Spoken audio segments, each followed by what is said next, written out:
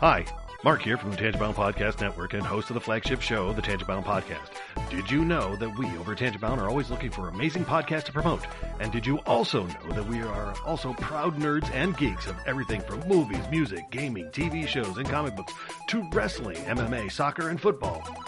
Whatever you can nerd or geek out about, we've got it. And if you're interested, we can help you find it. And if you're a show looking for a place to call home, we've got you covered. Side effects may include upset stomach, dizziness, tumors, shakes, and in some rare cases, death from excessive laughter. Though to be fair, it's only sometimes. Other side effects may include diarrhea, gallstones, heart palpitations, and strong desire for cookies on the dark side. Talk to your doctor and visit TangiboundNetwork.com and see if Tangibound Network is right for you.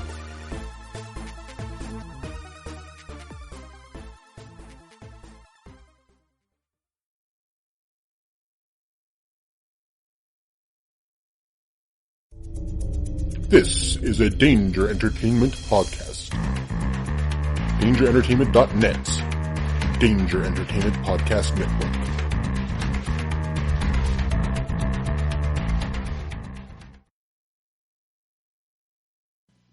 We'll get you back to your regularly scheduled podcast in just a minute, but we wanted to introduce ourselves. I'm Jason. I'm Jeff. And I'm Blake on this highly produced advertisement.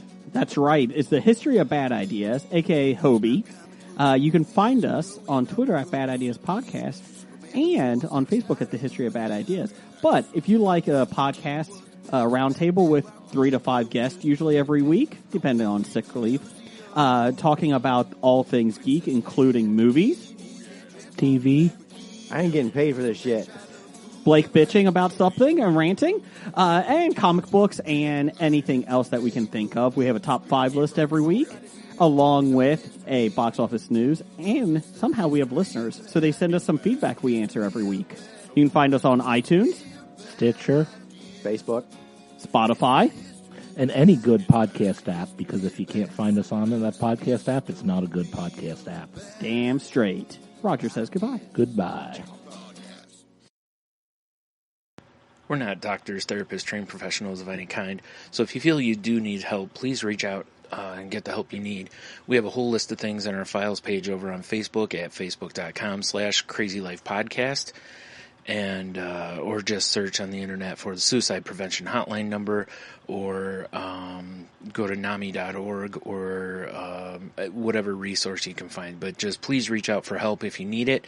If you feel as though you're going to harm yourself or others, definitely reach out. And try not to be alone. Also, if you feel that way and you realize that you're writing a note or making plans of how you would do, like harm yourself or others, definitely reach out. That's a huge red flag. And lastly, please do not replace the idea of therapy with listening to this show. Again, if you need help, please reach out and get the help that you need, or contact us. We can try to help you find the help that you need.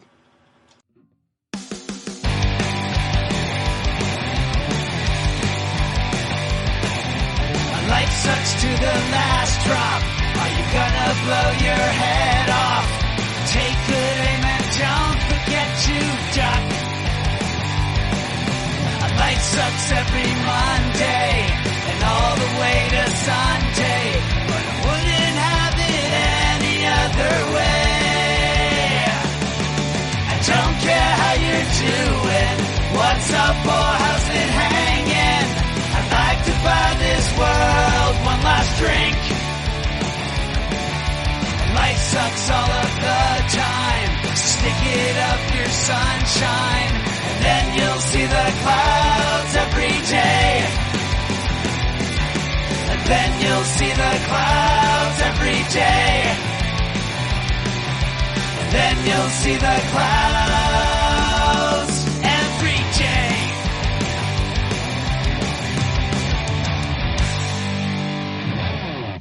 Welcome to the Crazy Life, everybody. My name's Jen. I am your hostess. And with me, as always, we have Brian and Henno. Hey, guys. Yo. Hey. And we have a special guest today with us, our friend Don. Don's here to help us talk a little bit about caregiving and taking care of having the caregiver taking care of others as well as themselves, if I can talk. So, with that, Don, why don't you give us a little bit of your background? Okay. Hi, my name's Don. I am 49 years old as of a week ago. I am fairly newly married. We're within a year of my. Wait, how old am I? She's 4 years old. 44-year-old wife. Nothing. Gotta get that one right. Yes. My wife, Abby, and we have known each other technically since she was 12 and I was 16. Wow. We first met when I was doing a band car wash, and her best friend and her showed up at the car wash. Her best friend and I were in the band together. We have literally known each other that long. During the summer of '88, we dated for a bit, and strangely enough, I have a little bit of Swiss cheese memory and don't remember all of it. You're right at home. Yeah. A lot of things were happening during that time, a lot of changes in life. But we ended up breaking it off, and then I married someone else, was with her for 25 years, and then that dissolved. But as it was coming apart, we began talking. I guess that was August, September of 2016. And we have been reconnected as friends through Facebook for a few years. But as we began talking more, and the door was open for me to be able to move on with my life as my first wife was moving on with hers. And so in us discussing a lot of things, she actually was upfront and honest with me at that time to things that she was dealing with.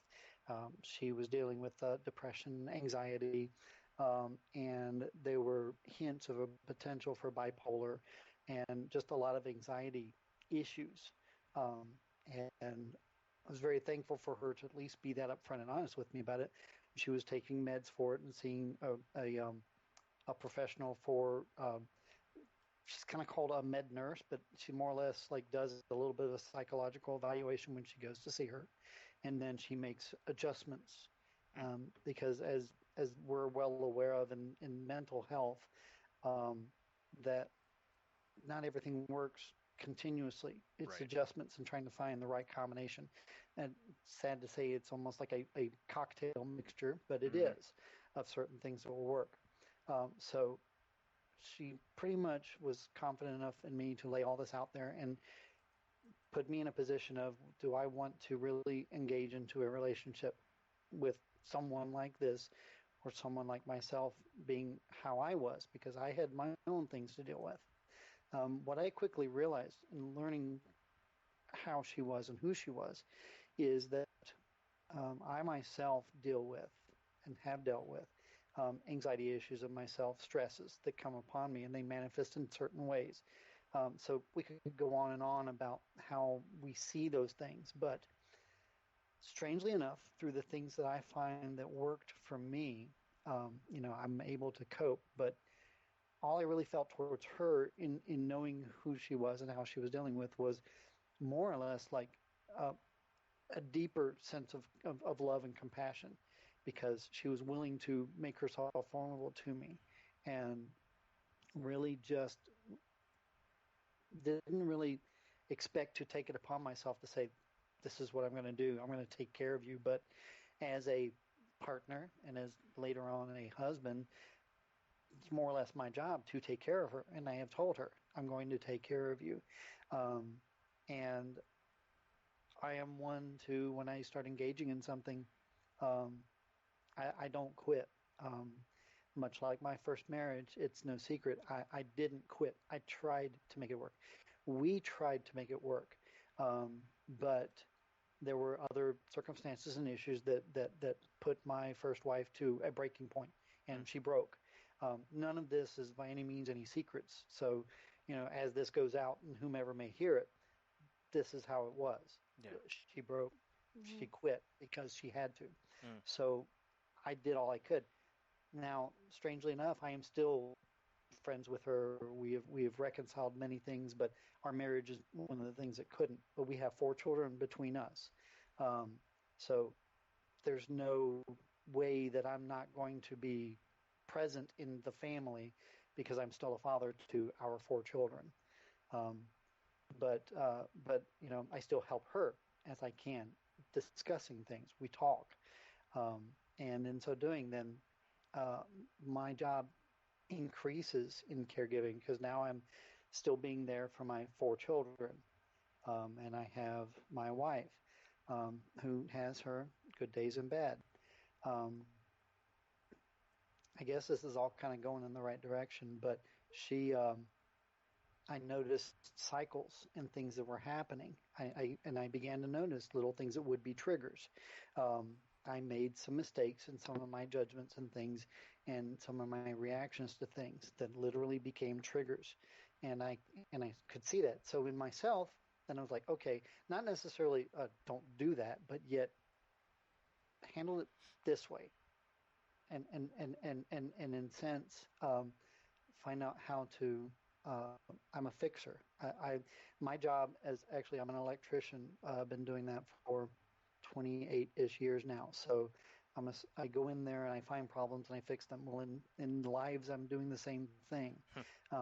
Now with her, I can't fix it, but I can attend to what needs going on. And so that's what I do, and it can adjust daily. But so, do I need to rein it in, or do I just keep rambling No, on? that's perfect. That's exactly what we were looking for. I mean, that's amazing. The life that you've lived up to this point, and what you're able to do for your wife. But I guess the first thing that comes to my mind is I know you are a giver and a people pleaser, and you like to, as you even said, just you like to fix. When things get difficult, I mean, what do you do to kind of help take care of you? Because as we've mentioned on the show a few times, you can't pour from an empty cup. So you kind of Exactly. have to fill yourself up to be able to give to others. So what are some of the things that you do to kind of help to refresh yourself? Um, one of my role models, and a lot of people have issues with other people's role models because not everyone who sees someone as a role model is a role model to others. One of my role models has always been Thomas Edison. I've loved his work and his work ethic. And Thomas Edison would stay awake for, you know, days and sleep 20 minutes and keep going to find his resolution to issues. And in some ways, not that I sleep 20 minutes at a time, but um, because my life is as it is, my days typically start, say, 5:30 in the morning. I'm up and taking care of the fur babies, our 3 cats and dog, and getting myself ready for work. And then, of course, depending on how she may be dealing, uh, if she's had a bad night or had a good night or stuff, making sure she's good before I go to work. And then I go off to work. I handle all the needs of the day. It could be an 8 or a 12 or a 14-hour day, depending. Um, then I try to come home and I deal with what I can. Um, and many times it ends up going and picking up one of her children from one thing or another. Um, I have other things that come up, side work that pops up for people that need help. And so, there are a lot of times it's like 10, 11 o'clock, I'm falling back in the bed, and that can go on for days on end. Work stresses that come about.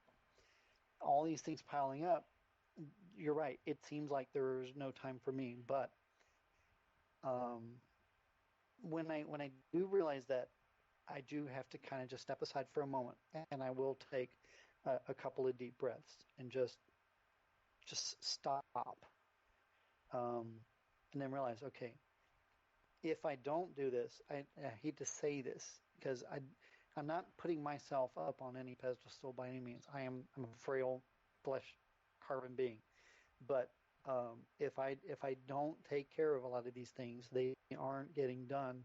So that is my motivation. I need to keep going, but I will take time. I find numerous things that help me get that energy back. Music. One of my favorite bands is Boston, and the one of my favorite lyrics of one of their lines is, "When I'm tired and thinking cold, I hide in my music, forget the day." And of course, it goes on.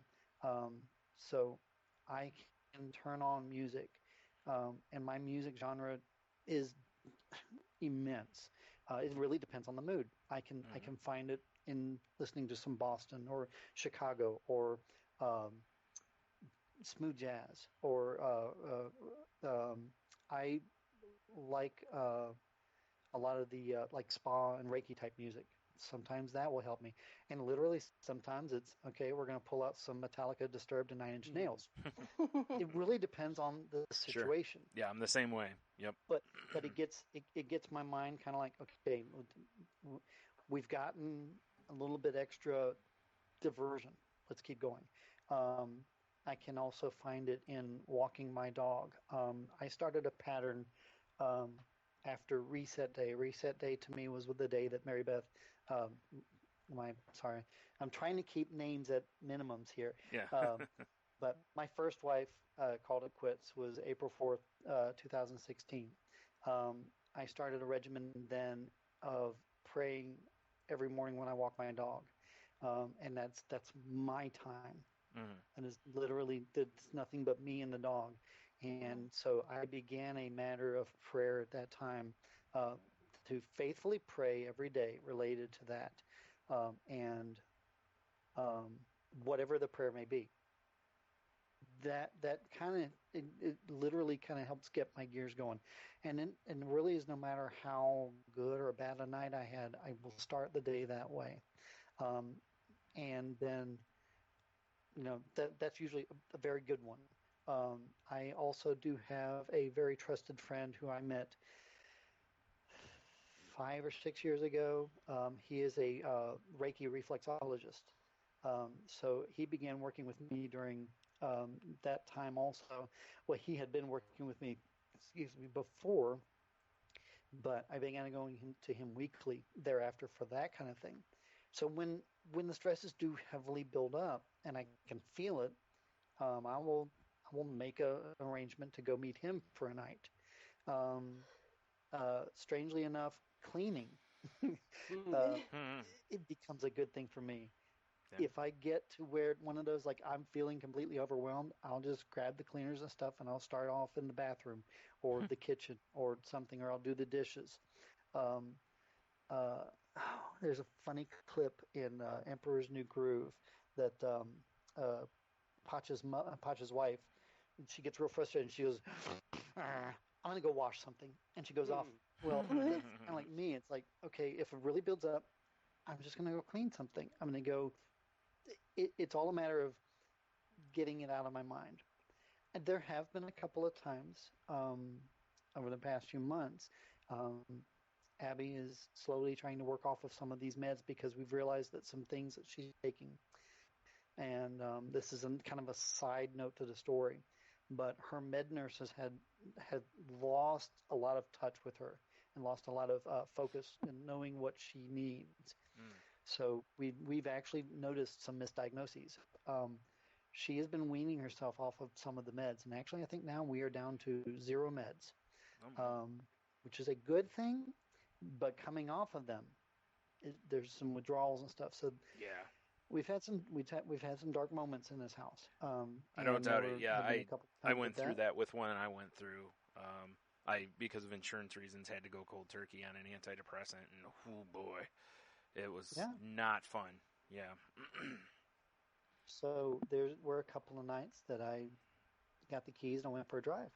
Yeah. And windows open and just music blaring. And I have my midlife crisis is a 2016 Chevy Sonic LTZ Turbo. It's not a fantastic sports car, but it'll do what I need it to when I need it to. Right. And so I just get out and I just go in my little red car. And I did that a couple times. So there's not one thing. The prayer, meditation, the Reiki and reflexology, food. Sometimes just going and having some ice cream of my favorite type. Mm-hmm. Those are the little things. Those are my little 20 minutes out of hours going back around. I usually do circle around everything. Going back to Thomas Edison, it's those little things that help get me going for that little bit further. And in a lot of other cases, it's the act of doing for people. I have another friend who she's a struggling mom with two daughters. Guaranteed, what day is it? That's the 14th. So in a couple of days, I'll probably be getting a message from her that she's going to need some money to get through to her next paycheck because of the lack of a husband in her life. That's a different story. But I'll probably end up going and giving them an extra hand because it's what I do. Mm-hmm. I definitely try not to be walked upon, but I have also learned I can only do what I can do. To not put Jen on any higher pedestal. In some of those moments when she's noticed, if my comments when we chat are "Hi, I'm fine, I'm busy, I'm gone," she'll be like, "No, seriously," you know. And she will mention to me, it's like, "Man, you just need to take a moment for you. You need to kind of try to refocus or just literally breathe." I forget to breathe. Yeah. So that's so easy to do. Mm-hmm. Yeah. But then I see people starting to get better, and I see things kind of work, and then there's again my next energy shot. Mm-hmm. What's the hardest thing that you've come across, like during your course of over the last years trying to manage everything? What's been an obstacle that's really kind of stood out that you were able to work your way through? Kind of a threefold thing: time, energy, and money. Because I make a decent amount. I could seriously do better with the budget that I am given to try to make ends meet. It's definitely tight. But every little bit extra usually ends up going back to helping in some manner. And time, there never seem to be enough hours in the day still to manage to do everything I need to do. But I only do what I can do, and the rest has to wait till tomorrow. That's just the way it is. And there have been some times with Abby that when she's having some of her bad times, I was able to work with slower. I was able to stop and just be there for her in the moment for that day, or sometimes up to 3, but at least usually for the first day to try to get her to walk through it and at least maintain on her own. But then sometimes time is, or I can't. There have been a couple of mornings when going and she's in the midst of a potential panic attack.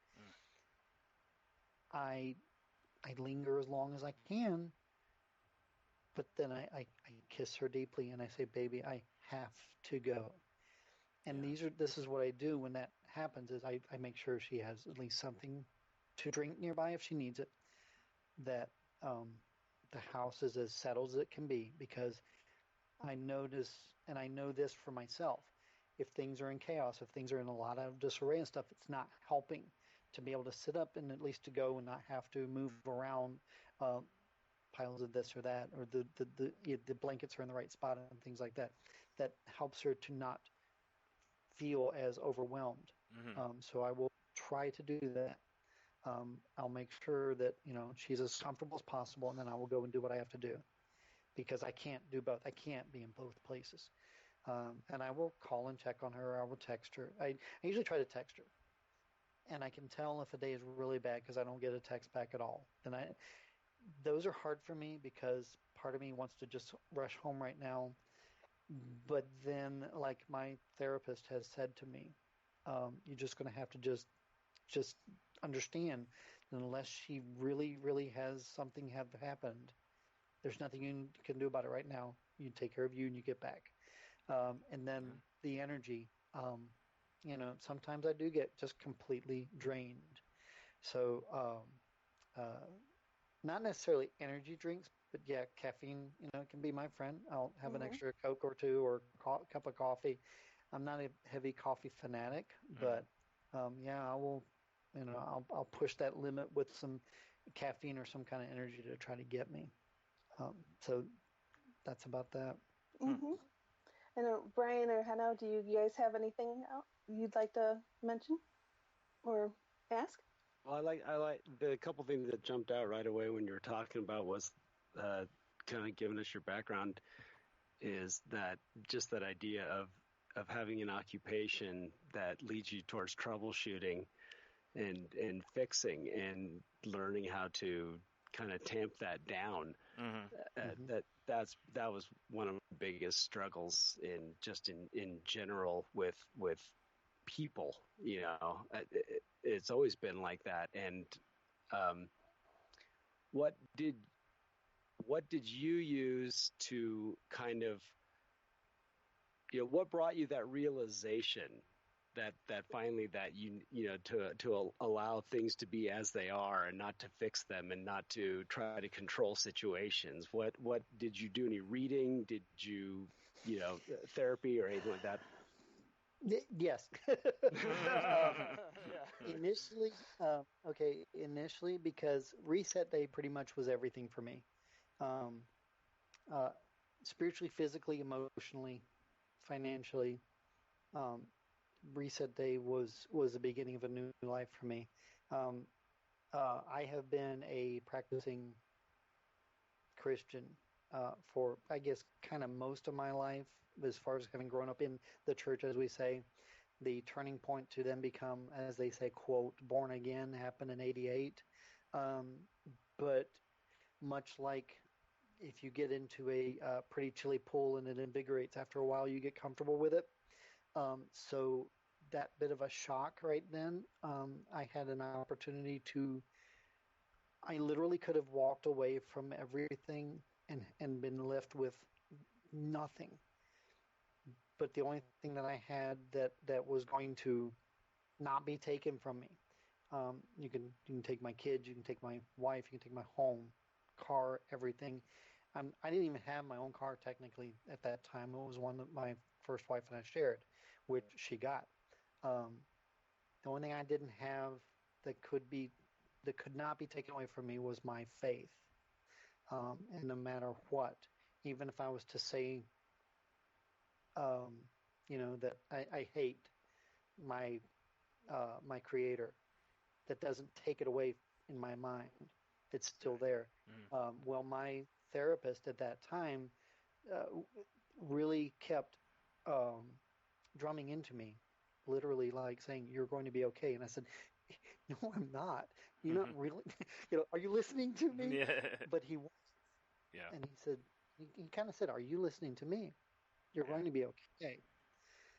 So as I began to realize that was my first point, was that I'm going to be okay. Everything around me can come or go. The storms come and go. I'm going to ride through it. I'm going to be okay. I could be battered, could be bruised, beaten, but I'm going to be okay. Yeah. Even in an eventual fashion. But he helped me so much to say that that I need to find that point to only do what I can do for today. The rest will wait, and that's really it. So and he is so intuitive. He and I are like soul brothers. He's definitely one of my man crushes, because we do share a common heart and soul. And it is so wonderful because I can confide in him in anything. So he has definitely helped me in that manner. But I had read up on some other mental health relationary things, and it was basically the same thing. It's like you can only do what you can do. And I find myself helping others. Online, Twitter has been one of those connection points, and Facebook as well. that people kind of do come to me and say, well, I'm not feeling great today. I've got this or got that. And immediately I go into that caregiver mode and I'm like, okay, what are you feeling? Why are you feeling? How do you think you can get around this? And so that fixer mode kicks in. And then we begin to realize if doing something right then just means getting up and going to the bathroom, relieving yourself, going back to bed for the day. That's a victory right there. Mm-hmm. If you can get up and get dressed, another victory. If you can, get yourself presentable to go where you need to go, another victory. Keep every one of those kind of moving up, and that's another thing that I do as well. Is try to everything's like the baby steps kind of method. Yeah, it's amazing the parallels with just me being the sober one with just recovery programs in sobriety. It's like you're touching on all the basic themes that make successful sobriety happen for people. And I've never been to one of those meetings. Yeah, and that's why that's why Brian and I are going to talk about this one day. He had this article from someone that talked about getting sober without Alcoholics Anonymous, and he goes into details about it. And in the end, when I got a chance to read this article, I was like, these are kind of universal truths that have worked in various different. They've just been repackaged one way or another. And not one of them's better or worse. And some people like you pull from different sources and make it happen. But it all seems to come back down to one sort of kind of a fundamental pathway to me that I see. And that's one of the reasons that I when I first listened to Jen and Brian do this podcast, I was going, okay, I don't have any mental health issues, but I relate on so many levels. Absolutely. Because recovery is recovery. It doesn't matter what the source is. The tools are really the same. And I loved what you said about spirituality, about being, I heard someone say one time, it's like, yeah, go ahead, get pissed off at God. He can handle it. Yeah. It was just that idea is like, oh, I can't, I feel so terrible. I got mad at God. And it's like, what is she going to think? And it's like, yeah, she's going to be okay. You go ahead and yell and scream all you want. Yeah. Oh gosh. There's plenty of room. I've got 1,000,001 stories. I've realized that I'm going to be the old guy sitting outside of a convenience store that's going to say, hey, let me tell you about so-and-so or something, because when you say that, when I was left with our house, I lived with my first wife, my 4 kids, my in-laws, and my brother-in-law. So there were 9 of us in the house. Wow. There's a lot of stories. That's we a lot. We lived together for nearly all of our 25 years and a couple of years previous. But when I was left with that, I was also left with a wonderful $1,400 a month mortgage payment. And Wells Fargo saw fit one month to create some kind of a glitch, and they took out double the mortgage. And I was left with $20. Oof. Wow. And this was like a Friday. And I started on the phone with them at like 3:30 in the afternoon till literally 7:30 that night, arguing with these people about, I didn't make this. Why in the world would I do this? Do they not realize that taking double my mortgage out, I have 0 in the bank. I can't buy food for the dog, can't buy food for myself, can't buy gas for the car. I've got nothing. Wow. Thankfully, I had some friends come together for me to, toss me some bucks for the weekend, but they were so heartless and thoughtless about it. They were just like, well, we'll fix it Monday. I was like, well, you could fix it in a click. Yeah. But you won't, because it all happens with a click of a button, but apparently to reestablish its days. I hung up the phone and I literally began shouting back at God. I was like, what are you doing to me? Do you not see? I'm trying to sell this house. I'm trying to do this. Why are you doing this to me? Haven't I had enough? So yeah, yell again, like you said. You could take it. Yeah. but that was one of those points, But there again, big storm. I'm okay. I got through that. Yeah. And that's the thing is that there's another phrase that is talked about in a lot of wellness circles. This idea of like that you will always be given the amount of grace required to handle anything that's thrown at you. A lot of times people say God will never give you more than you can't handle, which is I don't like that phrasing of it because it's very confusing. I like the idea of equating that the difficulty that you're also given enough grace to handle that difficulty. And most people sit there and they say, yeah, but this is a lot of stuff. You know, I went through all, you know, but did you get through it? Yeah, I did. Okay, well then that kind of proves it. You've been able to get through it. Every time you get through it is another proof positive that you have what it takes inside, you know, to get through it by utilizing your tools. And it's very difficult. One of the struggles I had with people that are trying to get sober is where they have a life event happens and they relapse, and that's fine. You know, it's like, it's going to happen. You're going to relapse as long as you keep coming back the next day and saying, okay, I'm really ready to try it again. But at some point, it's like you have to get through one of these things without picking up a drink or picking up whatever it is that is, in order to just see that, oh, wow, I can get to the light at the end of the tunnel. And then each little bit just is an affirmation of, yes, I can do this. I can do this. I can do this. Because like you're talking about on those days where you need to recover, you need to come back from it. That's what really, to me, you know, I talk a lot on here about it being an inside job, and it's about, you know, refilling that spiritual bank account to where you know, we break down. It happens all the time during the week where that you know, that one last little thing just sapped up the last little bit, and it's like no external thing's going to fix that. I need to figure out what it does to revive it on the inside, to bring back my faith, to bring back my positive attitude. And I actually had just a chat with one of the friends I mentioned on the show all the time, Neil.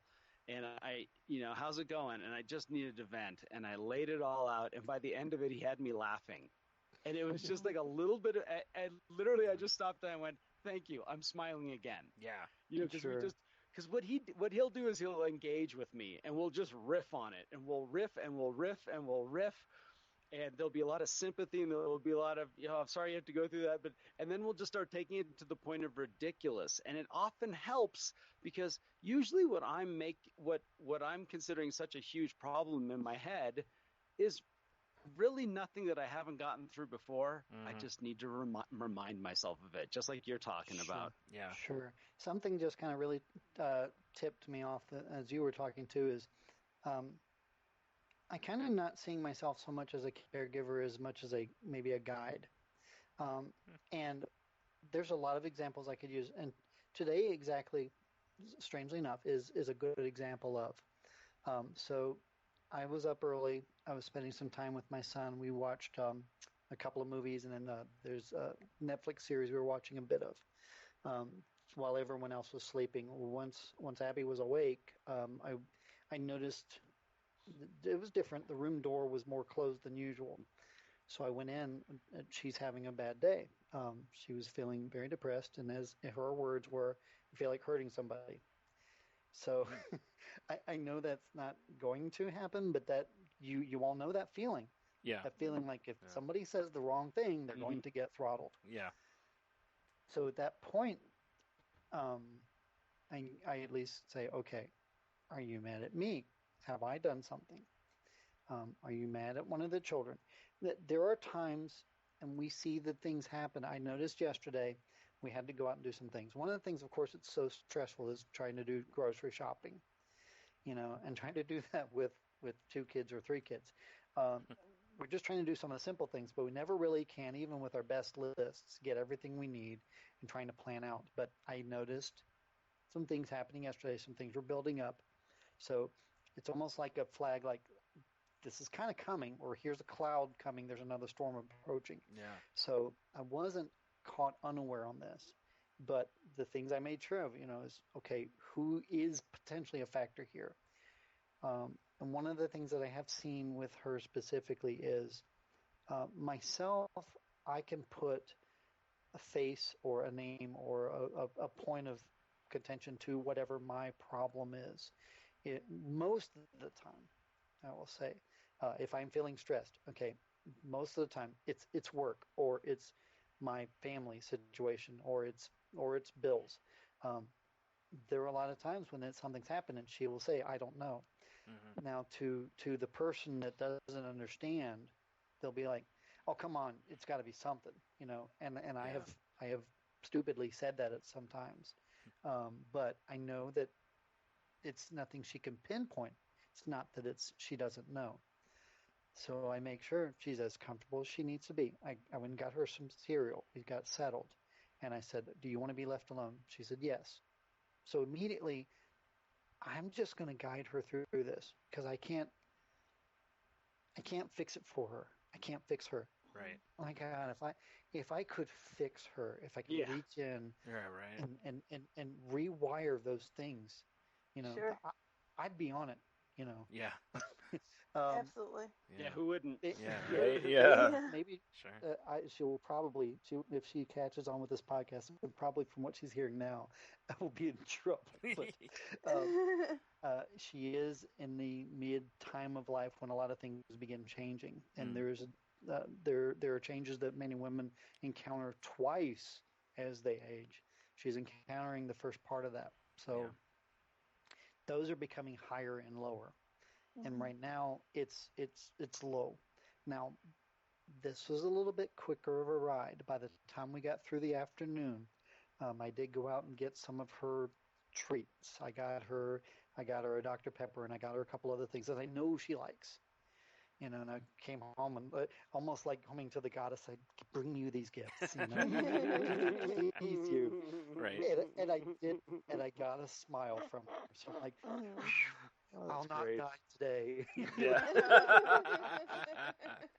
Right. But yet, you know, she's still feeling the way she's feeling. Yeah. And I'm not discounting any of that.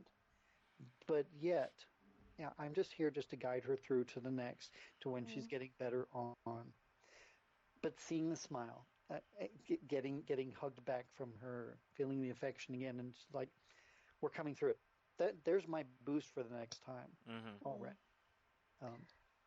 How does it go with the kids? Because I mean, you have kids that are a little bit older, so it's probably easier for them to understand. Yep. But have you had to have those conversations with the kids so they can help them kind of through the understanding part of it? Interesting thought. So yeah, all total we've got 6 kids. 23, 22, 19, 18, 16, and 14. The 18 and 16 are ours, and the 14 and all the others are all mine. So they have all been kind of taught, because we have people, you know, around us that have mental awareness kind of things, and the first wife having her issues that she went with, we kind of know through being around it how to help and how to work out things. And when Abby became a part of my life and we began to try to mesh things together, it was easy enough to go to them and say, okay, she's having a little bit of a down day. Let's just give her some space. And they're not, you know, they're intuitive. They all are. Bless them. They are all very much in tune, so they know when things are beginning to happen that way. My youngest son actually did have a bit of an anxiety moment the same time that Abby was having hers, where we were. But given that it was a very stressful environment. It was Walmart. Oh wow! But we all rode through it, and we all, you know, did okay. So they recognize those kind of things, and they will do what's necessary to try to keep peace as well. And very thankfully, all of our children mesh well together. They all converse. They even have their own group Snapchat and their own group text that they will talk amongst themselves. And I said, "What are you saying about us?" And they said, "Well, you're not allowed." Nothing, obviously. Yeah. but we all do work together to make it work. Because in honesty, in that manner, when someone else is down, we do try to help lift each other up as best we can. That's great. Yeah, that's, and I'm sure it makes it, you know, a lot easier for everybody involved too. You know, if everybody kind of helps out, you know, no one person feels is going to feel overburdened as much that way, So or it's ignored or anything. communication and understanding. Yeah, good. That's awesome that it works out that way. And that they get I'm along so well. Really That's excellent. blessed that way. Yeah, right.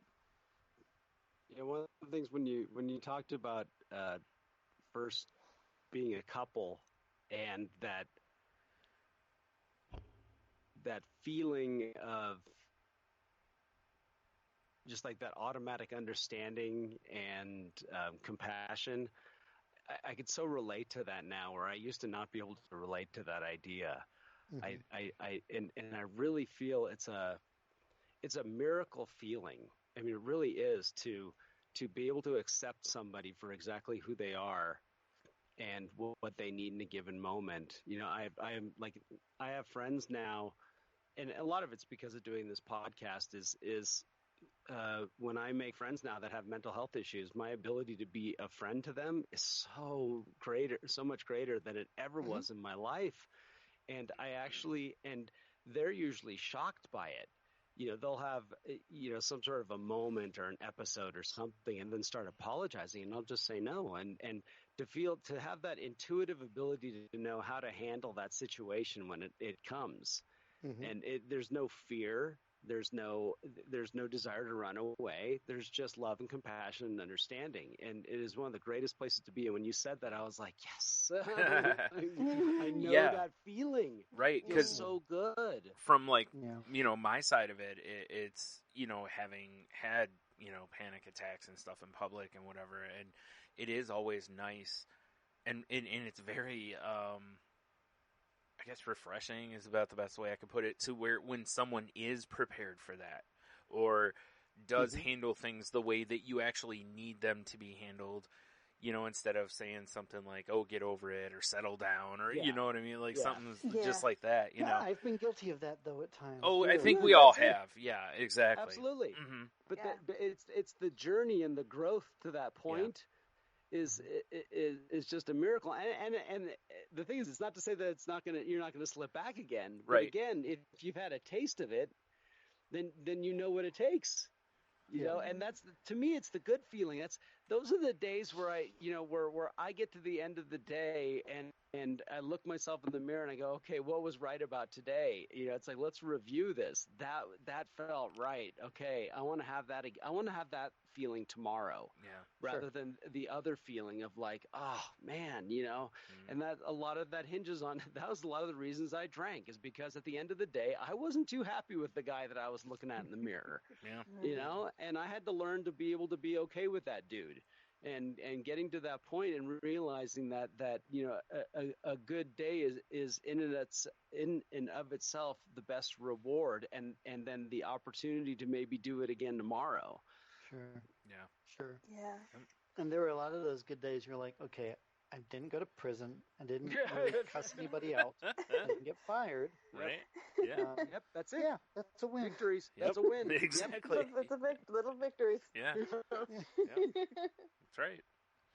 Just the same as, like you said, some days just getting out of bed and getting dressed is, the biggest victory you're going to have, but that's still a major victory, So yeah, some days when you lay your head down and go, well, I'm in my own bed. I'm not, I didn't kill anyone. I think I'm doing okay. Yeah. Awesome. Absolutely. Mm-hmm. Well, this has been a really awesome conversation. I don't know if you guys have anything else that you would like to talk about. Are we good? I just want to say thanks for joining us and giving us your perspective on this, because it really it was something that I needed to hear, just as a reminder of it encourages me to continue doing to having the right attitude with people, and it's one thing to it's one thing to read about it, or it's one thing to but it's another thing to put it into practice. Yeah. And to hear to have someone that is you're living it. And I mean, I don't have to. I've made choices, but I have opportunities. I would say in life where I can be around and I can be of service to people. And to hear you share about it just inspires me to have the right attitude when I have a chance to be of service. So I appreciate you coming on and talking to us. Well, thank you. And while trying not to get too emotional about it, because hearing you say it, it's like, oh my gosh, I'm an awesome person. But you know what? Yeah. You are. I have missed it quite a bit though. Mm-hmm. There have been, because with every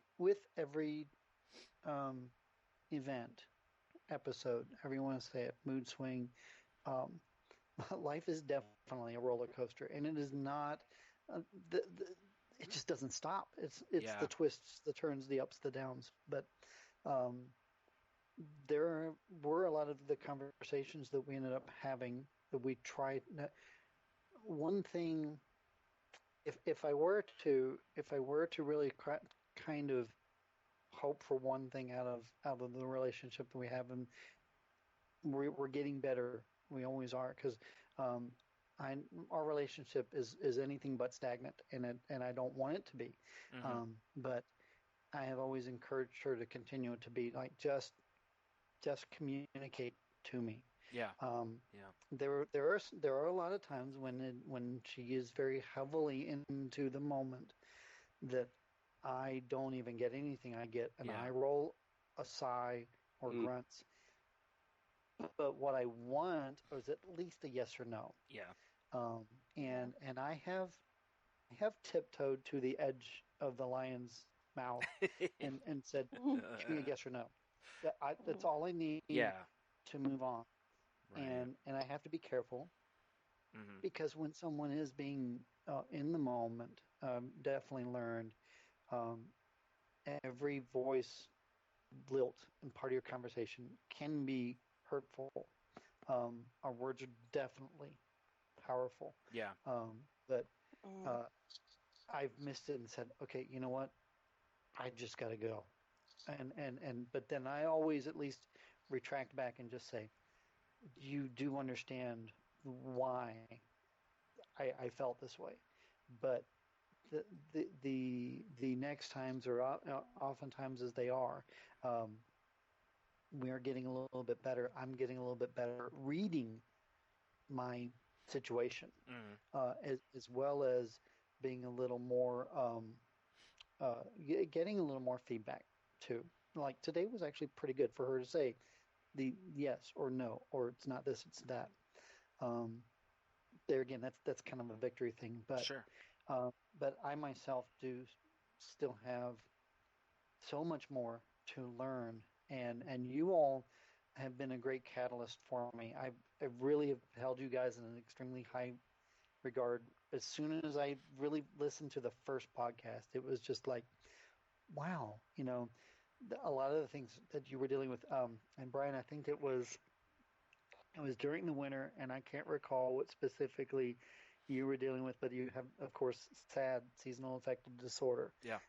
Really hits Abby really bad too. Yeah. To where she gets into just complete depression, because we don't get near the snow and the heavy things that you guys get, but we got hammered with one heavy snow here this past year, or season as it were. But the rest of it was cold rain, Yeah. to where you just don't want to go out in it. Yep. So she's cooped up in 1,100, 1,200 square feet for days. But yet if we go out, guess what? There's about 15,000 triggers in this. Yeah. It's true. And Yeah. people. Yep. We go somewhere. Oh my God, there's people, and one person sets off. So Yeah. even going out is an adventure for both of us. Yeah. But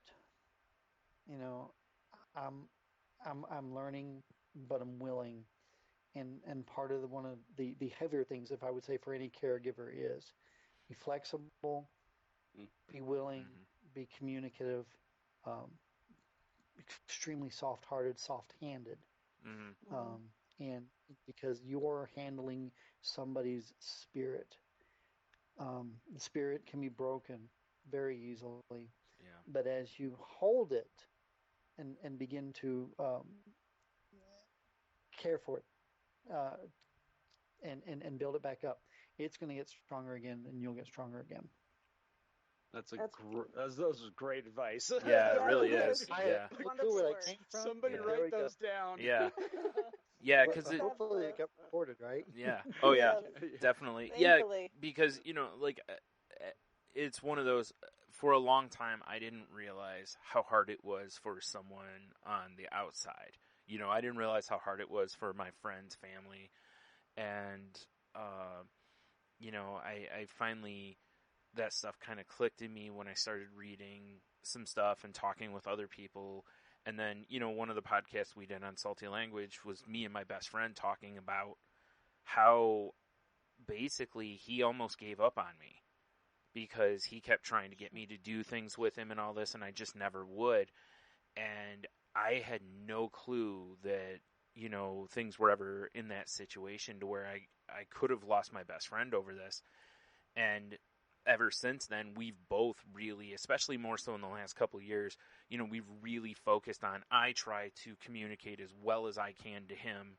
He tries to be as understanding as he can. And we both know that it's difficult for the other to do these things. And like you said, being open, communicating, and willing. The willing part is so important too, because there's a lot of people out there who have friends that have, whatever mental illness or whatever situation they're dealing with. And there's a lot of people who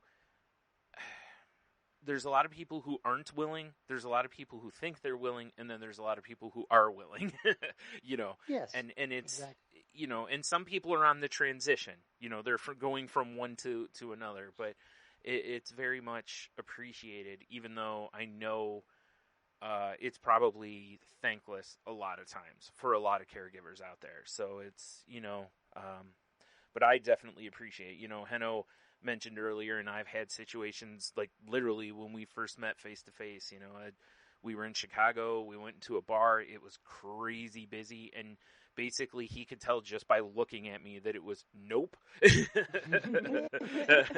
it was This cool. Is a whole bar full of nope. Yep, and he actually said to me, because I said something about just being like, no, I need quiet, and he was just like, I'll go back to the room with you, kind of a thing, just that fast. And that immediately took my anxiety down a little bit, because it wasn't me feeling like, because then it took the guilt away, because I don't want to feel like I'm making people leave a good time. He just volunteered it before I didn't ask anybody. He just was like, hey, I could go do that too. And that kind of stuff is so appreciated. Like I said, even if someone never says thank you, kind of a thing. It's one of those. Sometimes, like you were saying, sometimes even to get a grunt out is an effort. So, saying thank you is a whole different beast. But Sure. yeah, to anyone who's a caregiver out there, I mean, it's appreciated whether the person says it or not. So, Absolutely. yeah. So, Don, if people would like to have a conversation with you and reach out to you, what's the best way for them to reach you? I am on the two most major social media platforms. I am on Facebook as Donovan Ducky, Duckie Fansler, Fansler. If you look up Ducky as Duckie, you will more than likely find me.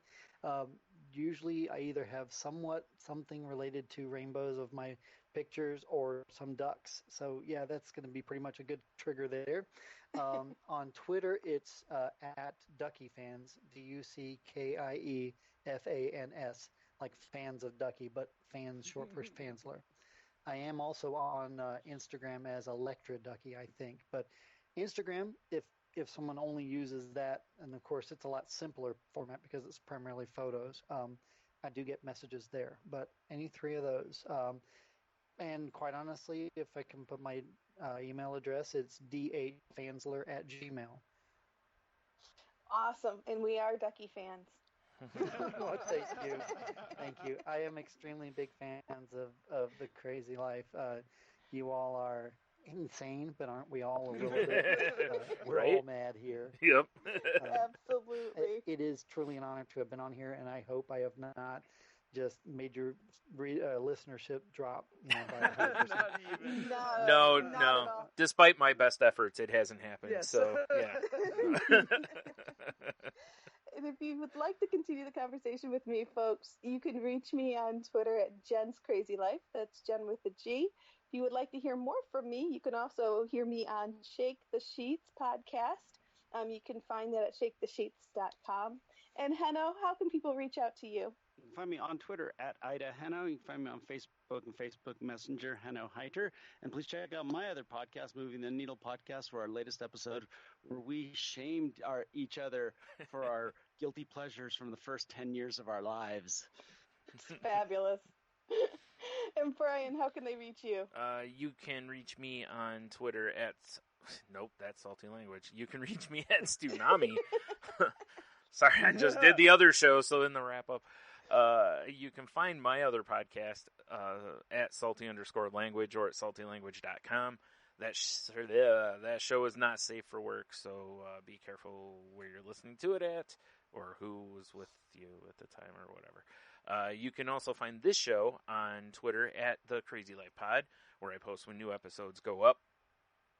You can find us over at Facebook at facebook.com/group/crazylifepodcast.